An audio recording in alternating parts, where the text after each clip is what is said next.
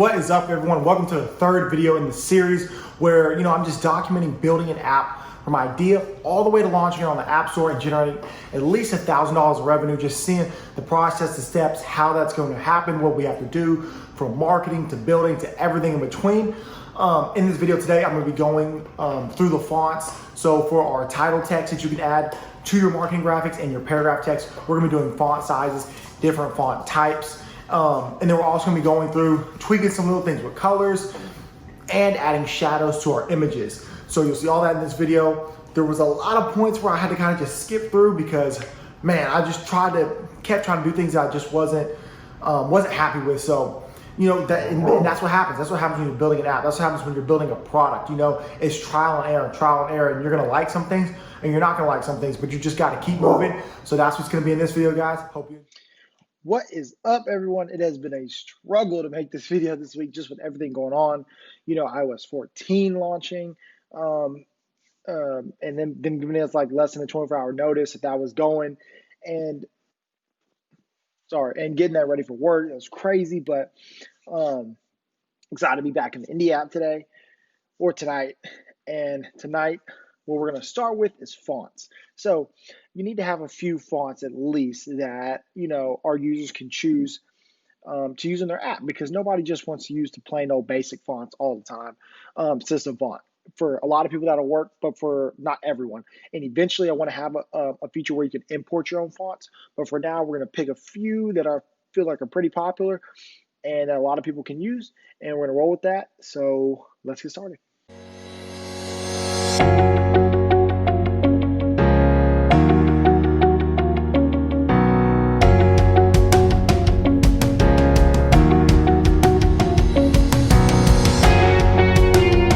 I'm going to take off the bold and italic. Here's why. Because when we change all our fonts, if we don't have the italic fonts and we don't have the bold fonts, then we can't do that anyway. So I'm going to take off the bold and italic, and I'm going to put the text button here. I'm going to have system font, bold system font, and then the other fonts to choose from. Do I make it a picker view? Because it's an iOS 14 app, and we're not really, picker views are like, not really iOS 14-esque. Me. All right, so what I'm gonna do, I'm gonna add the text button right here on the keyboard, because exactly, exactly what keyboard you're dealing with. I'm gonna add a text button right here. I'm gonna get rid of bold and italic. I'm gonna add the text button, and the text button is gonna bring up a view controller with a list. You just select the one you want. It's gonna put a little accessory check, and it goes down. Boom, your font changes. I like that because when we want to add an import button, it's easier to add an add button at the top so you can easily add fonts. I just think it gives us more control, especially when the app gets a little bigger. Yeah, so real quick, let's take these two buttons off and add a text button.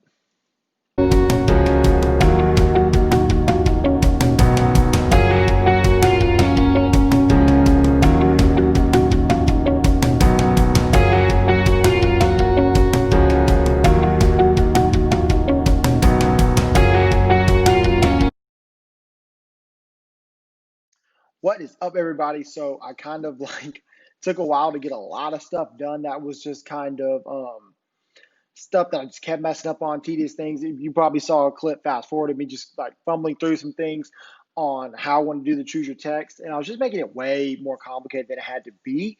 But I got the title text done, the paragraph text done, changing the font, changing the sizing on that, changing the colors on that. And so I'm about to show you that right now. So we'll go through all of that, and then we'll kind of talk about what we're going to do next. All right, so we have the app here, as you guys, remember, you guys and gals. Let's do a Twitter post. We'll add a template here. Let's do this one. So let's add a title here. Super cool title. Add a period. Okay. And so what we have now is, of course, you can do all the alignment stuff, but now you can also change the font. So let's do a marker font, and you can change the size. So go 36 point, and then let's say small.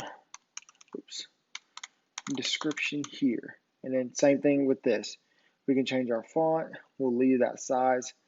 Looks good. Let's add a screenshot. Here's a screenshot I already took. Boom. Now we can add that background color that we want. Go a nice soft color. Looks good, looks good, but now we need to change the text. So we'll change the text color, text options, title color. We'll give it a bright white, and then we'll give our paragraph color more of a secondary look. Oh, that doesn't look very good. Let's change that to something like that. That looks a little better. But so you can see how this app's really starting to come together now. It's really starting to, we could do cool things, do certain things. Now what I want to do is I want to be able where you can add a shadow to your screenshot images.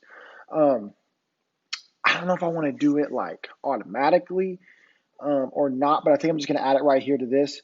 You can, and it'll just be shadows, and it's just going to automatically add it to whatever image you have, whether it's a screenshot or a different image. It's just going to automatically add that in there for you.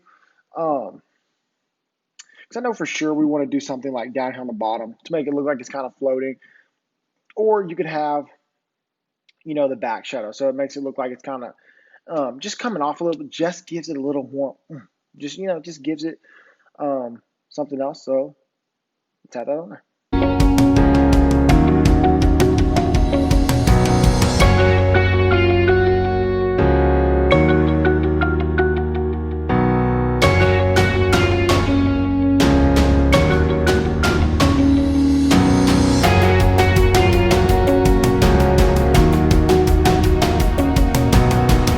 Okay, so now you can see we have the image shadows, and when you click it, you can do your bottom shadow or your full shadow.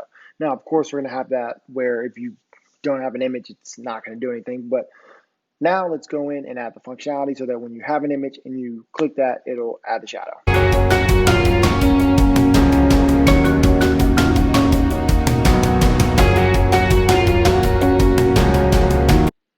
Pretty cool. So there's the bottom shadow. I think that looks pretty good. That's pretty cool that you can add a shadow like that to make it look like it's floating. That's pretty cool. I got it. This is pretty cool. So now I'm going to go and add the back shadow. I think one of my biggest problems with this is it's way too dark, and for some reason it's way too big.